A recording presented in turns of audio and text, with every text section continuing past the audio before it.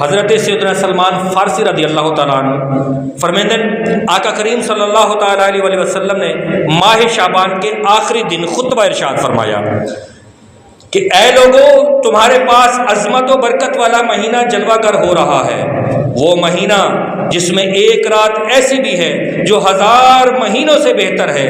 اللہ نے اس ماہ مبارک کے روزے فرض فرمائے ہیں، اس کی رات میں قیام یعنی تراویح ادا کرنا سنت ہے۔ جو اس میں نیکی کا کام کرے تو ایسا ہے جیسے کسی اور مہینے میں فرض ادا کرتا ہے، اور جس نے اس میں فرض ادا کیا تو ایسا ہے جیسے اور دنوں میں 70 فرض ادا کیے ہوں۔ یہ صبر کا مہینہ ہے اور صبر کا ثواب جنت ہے۔ یہ غم خواری و بھلائی کا مہینہ ہے، اور اس مہینے میں مومن کا رزق بڑھا دیا جاتا ہے۔ جو اس میں روزے دار کو افطار کرائے تو یہ اس کے گناہوں کے لیے مغفرت ہے، اسے آگ سے آزادی بخشی جائے گی، اور اس افطار کرانے والے کو ویسا ہی ثواب ملے گا جیسا روزہ رکھنے والے کو ثواب ملا تھا۔ اور روزے دار کے اجر میں بھی کوئی کمی نہیں آئے گی۔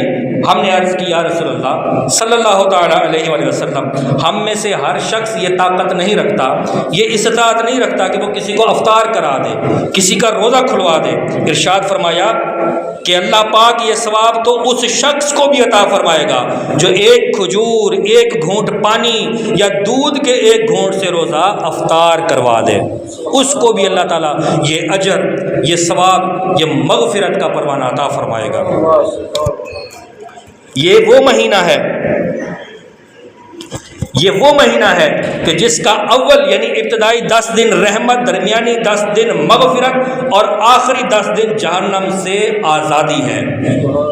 جو اپنے غلام یعنی ماتحت سے اس مہینے میں کام کم لے، اللہ کریم اسے بخش دے گا اور اسے جہنم سے آزاد فرما دے گا۔